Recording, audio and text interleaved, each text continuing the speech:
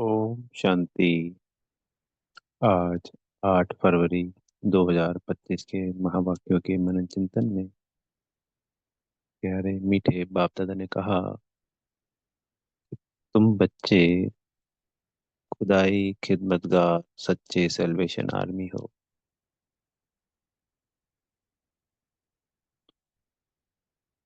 खुदा के बंदे, खुदा के सेवाधारी, खुदाई खिदमतगार। और उसी का इंग्लिश में है सेल्वेशन आर्मी। वो भी सेवाधारी है। सेल्वेशन आर्मी एक संस्था है विश्व में क्रिश्चियंस की। तो वो जैसे को जो भी होते हैं गरीब लोग, उनको उनकी मदद करते हैं भगवान से जोड़ने की, और धन से भी सेवा करते हैं। उसी तरीके से, क्योंकि वो तो सच्चे नहीं है और उससे कोई लाभ नहीं मिलता है। पर हम बच्चे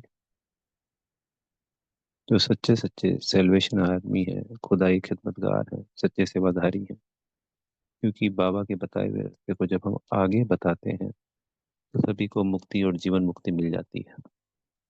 सभी आज क्या मांगते हैं? भौतिक सुख तो सबके पास है, पर शांति नहीं है। सबको शांति चाहिए। बाबा ने कहा, हम हैं सच्चे सच्चे पैगंबर, सच्चे सच्चे मैसेंजर।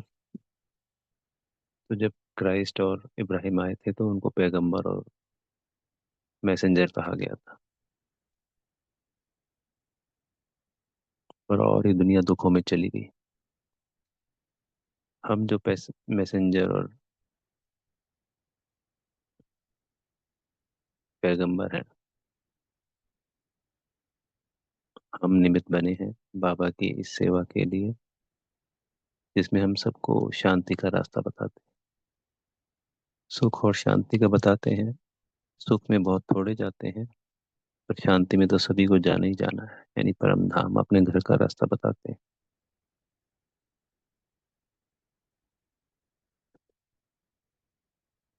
प्रश्न उत्तर में भी यही था आज, कि बाबा कहते हैं कि तुम सबको यहाँ शांति चाहिए, पर यहाँ तो शांति मिल नहीं सकती जब तक आत्मा इस शरीर से डिटैच नहीं हो जाती और अपने घर मूल वतन परम धाम शांति धाम नहीं चली आती, तब तक शांति नहीं मिल सकती। तो हमें अपने घर का रास्ता भी बताना है। और अगर उसको सुख और शांति चाहिए, हमारे कुल की आत्मा है, तो पवित्रता सुख शांति ये सब सतयुग में मिलेगा।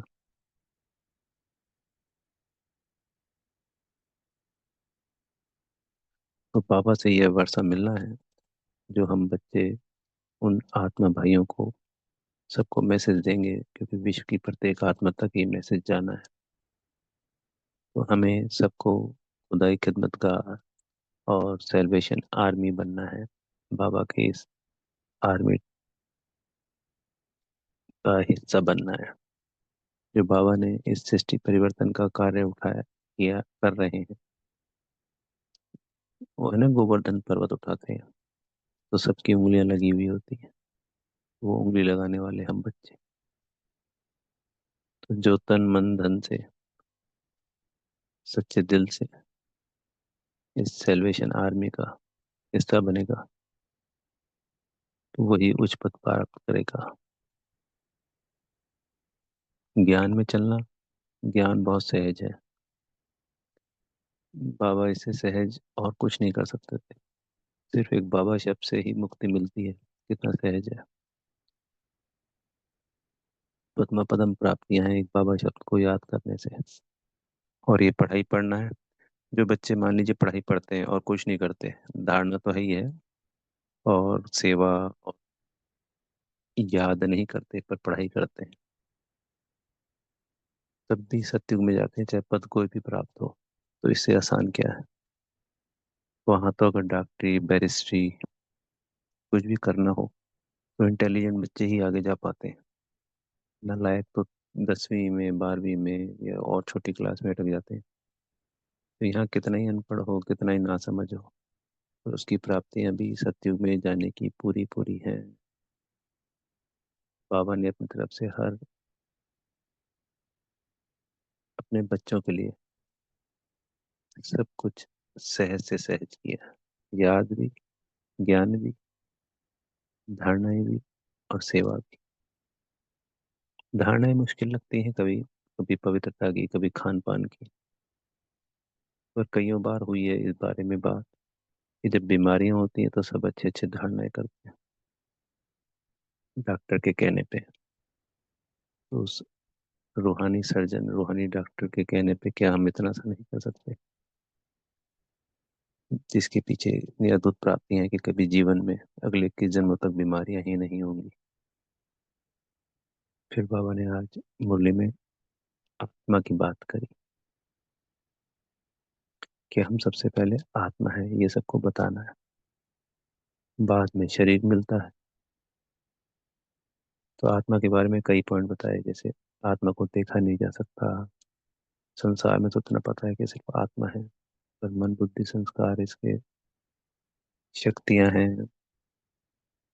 परमात्मा भी एक आत्मा है। तो ना स्वयं को हम देख सकते हैं, ना परमात्मा को देख सकते हैं। आत्मा ही एक शरीर छोड़कर दूसरा शरीर लेती है, 84 जन्म लेती है। आत्मा के अंदर सबसे जो इस पूरे संसार में नैनो है, यानी सबसे छोटी बारीक से बारीक है, उसी में कितनी अद्भुत बात है, 84 जन्मों का पाठ भरा हुआ है।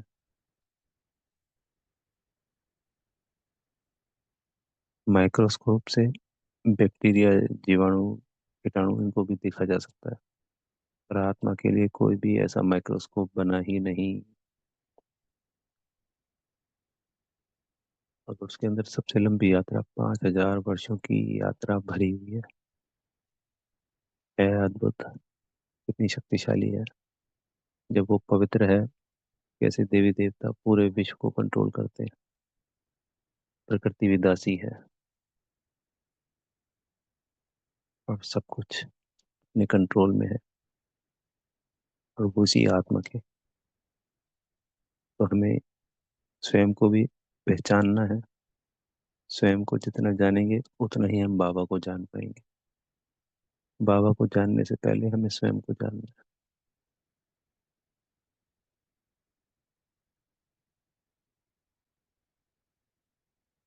इसी को सेल्फ रियलाइजेशन कहा जाता है।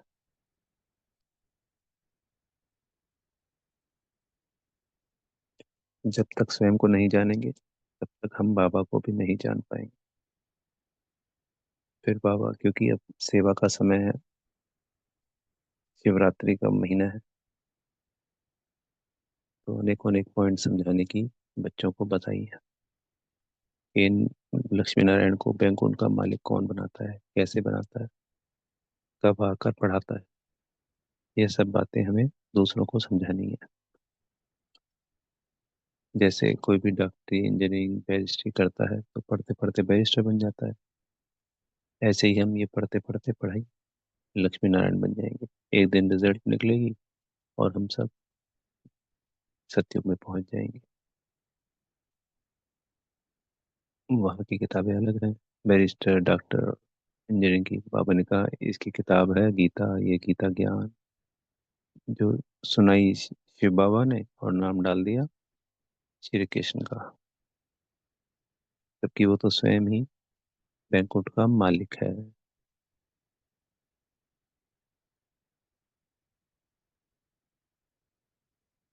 और श्री कृष्ण के साथ बाबा ने आज बताया कि वहाँ कंस दिखा दिए और वहाँ राम के साथ रावण दिखा दिया, पर सतयुग में लक्ष्मी नारायण के साथ कोई भी नेगेटिव एक्ट नहीं दिखा रखी। और सतयुग के बारे में ज्यादा कहानियां भी नहीं है शास्त्र में। ये बड़ी वंडरफुल बात है। सबसे बड़ी बात कि राधा कृष्ण ही लक्ष्मी नारायण बनते हैं, ये भी किसी को नहीं पता। वो तो अलग अलग दिखा देते हैं। ये सारे पॉइंट हमको भक्ति मार्ग की आत्माओं को क्लियर करने।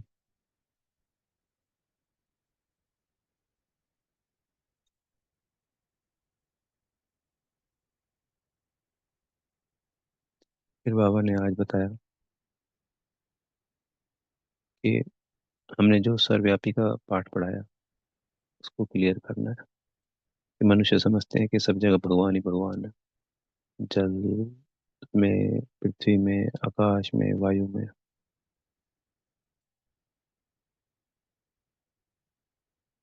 पर इस चीज को क्लियर करना है कि ऐसा नहीं है, ये बिल्कुल रॉन्ग है, ये भगवान की गलानी। अगर सब जगह भगवान ही होते। अनेकों अनेक पॉइंट है, उस पॉइंट पे बाबा ने अलग अलग मूल्यों में बहुत सारे अनेकों अनेकों पॉइंट हमें बताए गए। हमें तो ये क्लियर करना है कि वो हमारा बाबा भी है। इस पुरुषोत्तम संगम युग पे पढ़ाकर हमको लक्ष्मी नारायण भी बनाता है, और अंत में सतगुरु बनकर हमको अपने साथ परम धाम ले जाता है। सतगुरु क्या करता है? कहते हैं ना कि सदगति करेगा, अपने साथ ले जाएगा।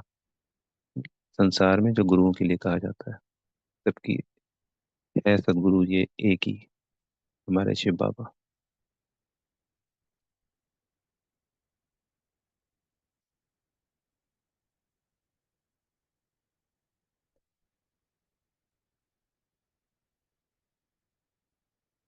फिर बाबा ने कहा, किसी में भी देहदारी में लगाव नहीं कर।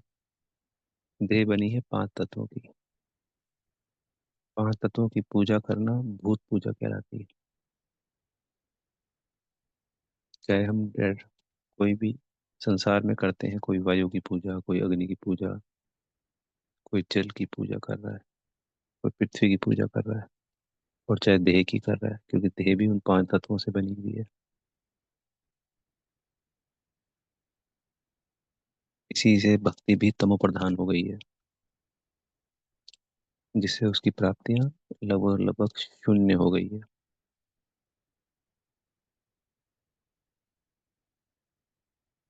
कि बाबा हमेशा रोज ही कहते हैं कि अपनी देह और देह के सार संबंधों को भूलना है, क्योंकि फिर देह को याद नहीं करना है।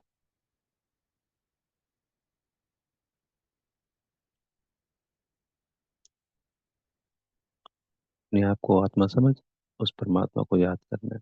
मन मना भाव और मध्य जीव भाव का मंत्र दिया बाबा ने। और माँ में कम याद करना, ये तीनों ही मंत्र आज कहे। मन ही मन स्वयं बाबा को याद करना है, और मध्य जीव भाव अपने लक्ष्य सत्युग को भी याद करना है। तो ये आज का हमारे लिए होमवर्क है।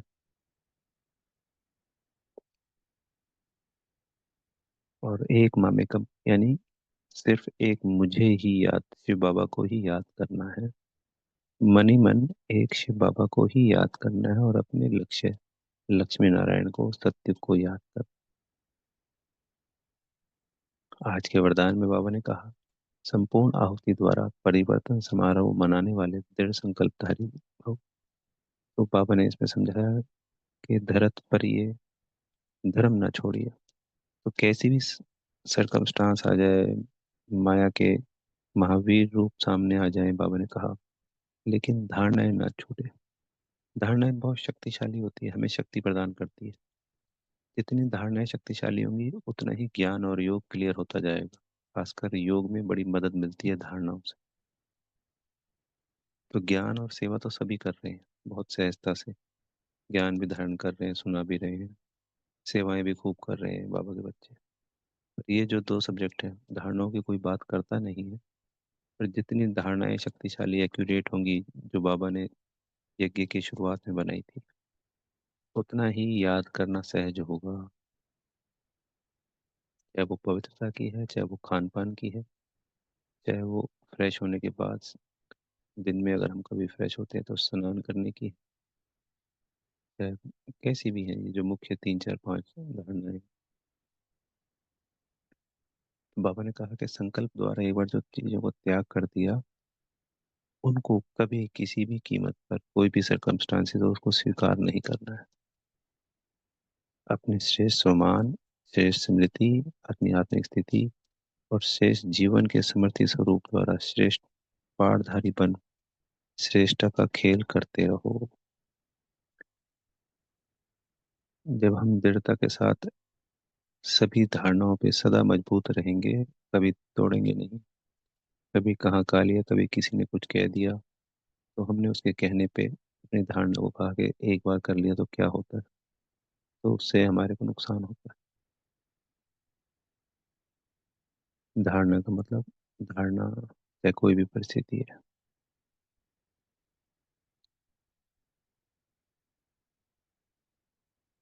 तो तभी हम परिवर्तन का समारोह मना पाएंगे।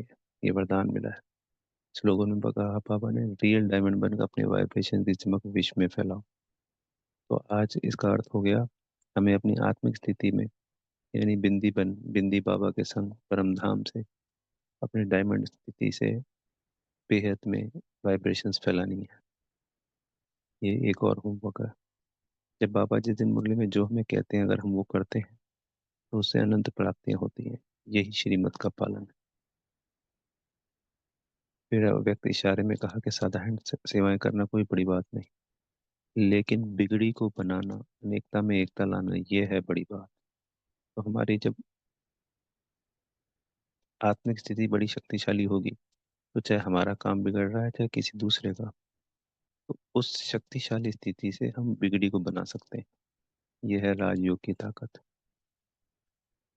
पूरे संगठन में अगर अनेकता है तो हमारी वाइब्रेशन से हम उसको एकता में बदल सकते हैं। कोई भी कैसी भी नेगेटिव बात है, उसको हम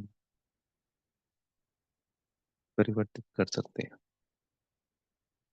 तो बाप दादा यही कहते हैं कि पहले एक मत, एक बल, एक भरोसा और एकता साथियों में, सेवा में, वायुमंडल में हो। अनेकता में एकता लाना, यह है बड़ी बात।